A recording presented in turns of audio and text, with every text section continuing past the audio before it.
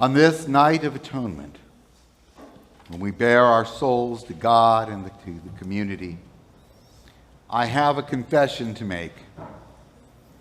I have been guilty of counting people in the pews. It's probably something that most rabbis do from time to time, but since returning to in-person worship after a long hiatus caused by COVID, I have found myself counting how many folks are in attendance at worship each week. And I even, another confession, check to see who's been streaming from home. Shout out to those streaming tonight. Why do I do this? It's not like it matters whether there are 10 people praying together or 300. Prayer is prayer, after all, and whoever chooses to engage will benefit in their own way. Perhaps my attention to numbers is really a concern about how a sense of community may feel a bit compromised when the assembly is small. But that should not be bothersome either, for it's always nice to see Jews in the pews, regardless of how many there may be. So what is it? Certainly, part of it is ego.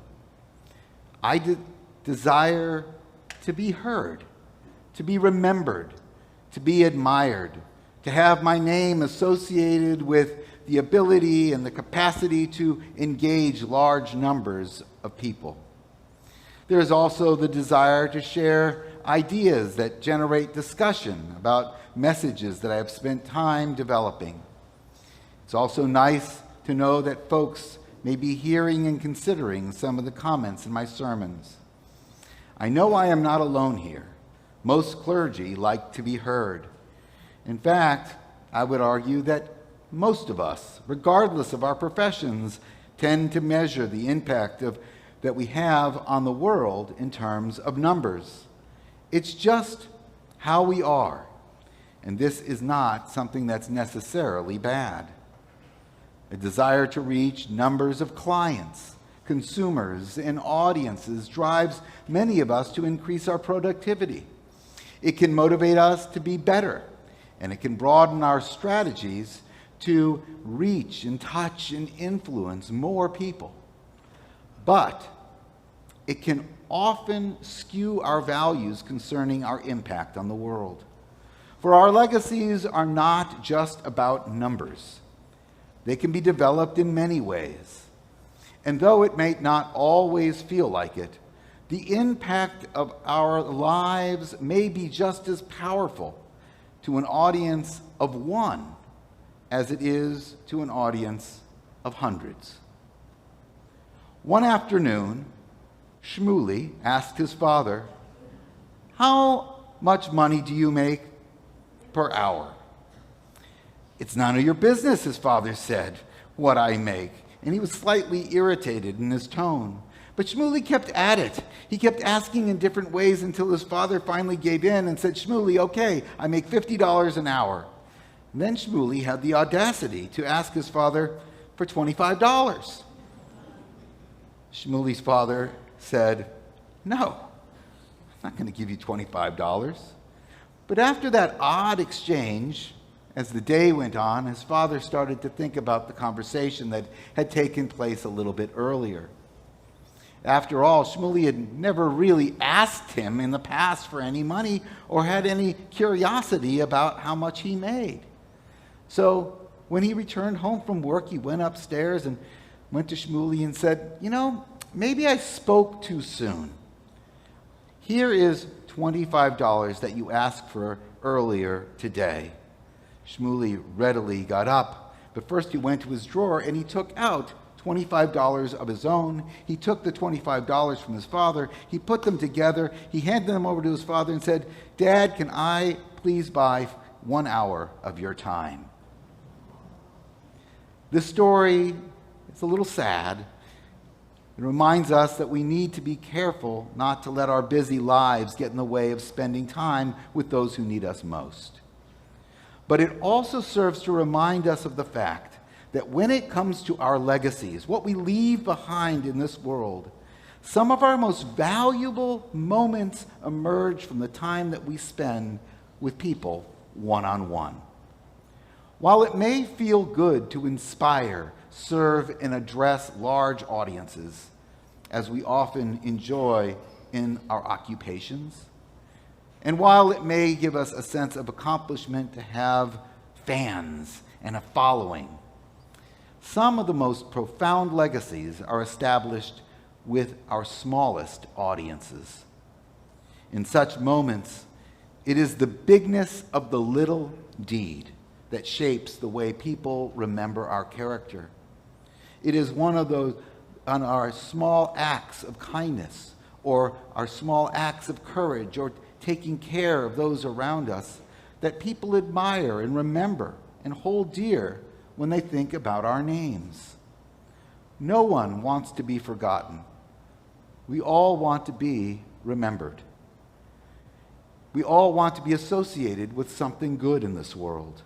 And we want our reputations to precede us in our daily engagements. And we also want them to follow us long after we leave this earth.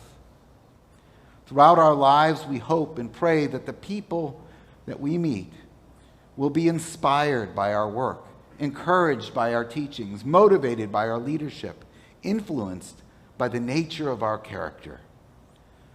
But herein lies the major challenge.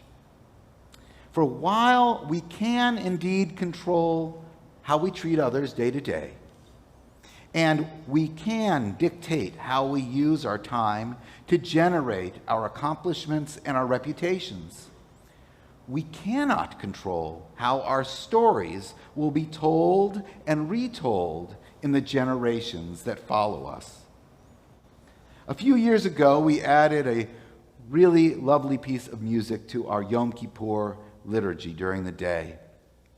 It invites us to consider how we might be remembered. It doesn't come from any Jewish source. It comes from, of all places, the Broadway hit Hamilton. The choir sings a beautiful rendition of who lives, who dies, who tells your story. And these words from the Broadway hit challenge us to consider who will tell our stories when we are gone and how we will be remembered. What will they say about us? Will we be remembered in different ways by different groups of people? And how long will we be remembered before our legacies fade with the passing of generations?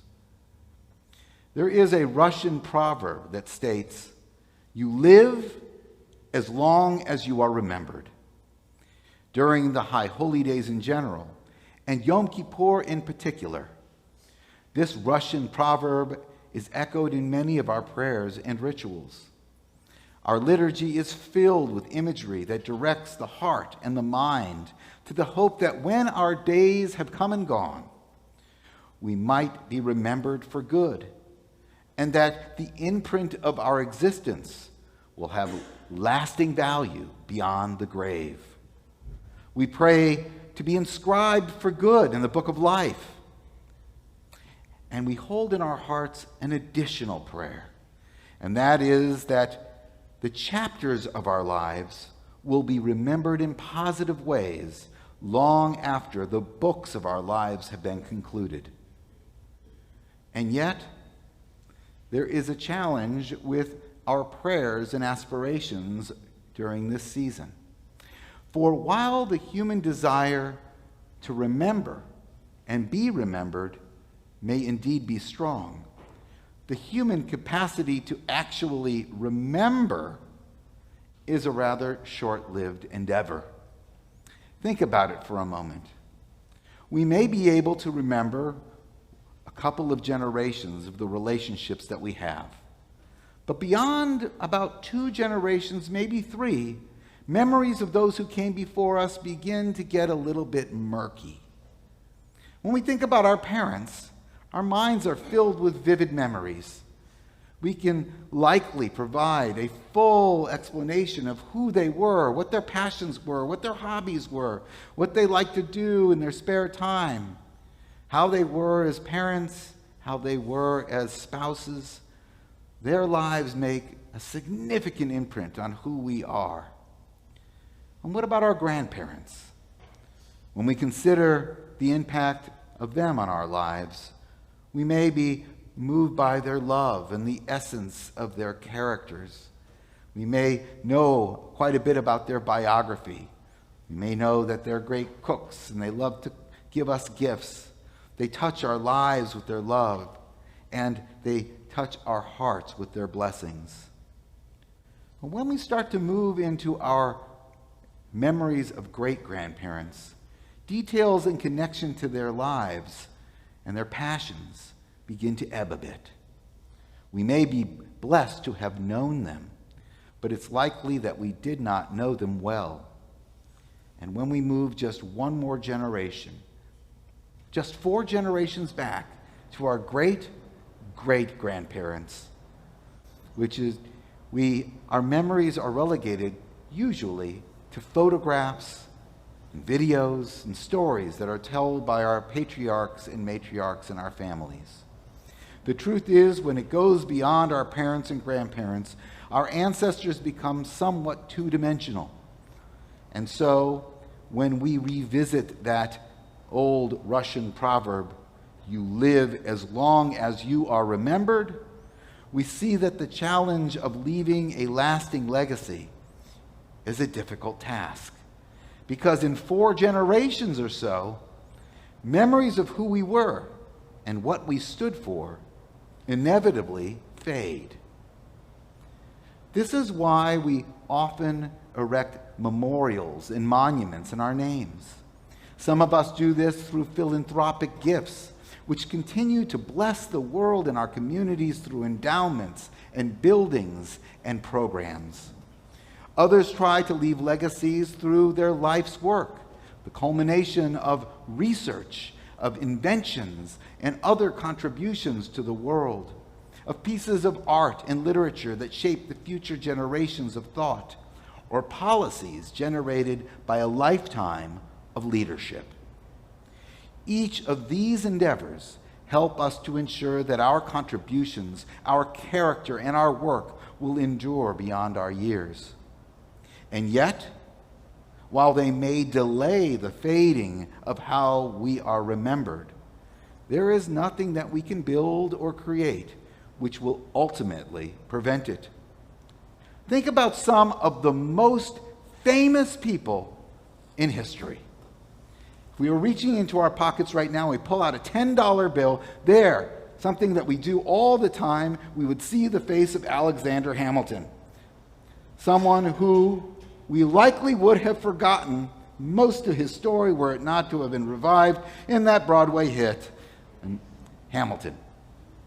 Similarly, let's see if there are any history buffs here.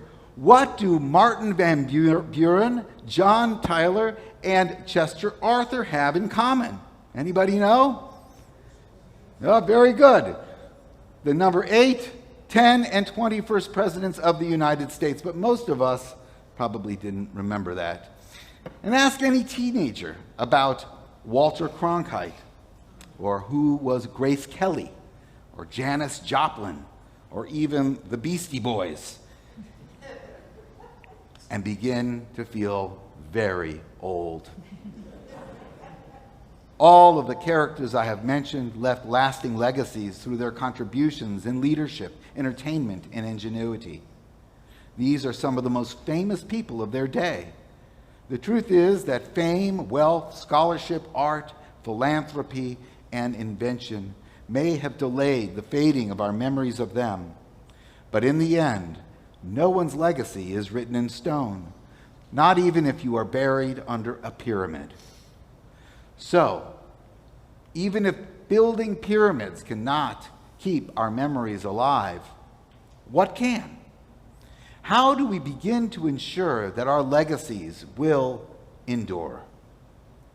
Rabbi Ari Lorge of Central Synagogue in New York in 2017 gave a sermon that suggested that we can indeed leave our mark on the world even when people no longer remember our names. We do this by linking ourselves to forces that generate change. Rabbi Lorge argues that in the course of a lifetime, an individual might shape a family, a community, even a nation. But it takes generations of the nameless working together through time to alter the course of humanity. If we are part of such an enterprise, we can begin to taste immortality.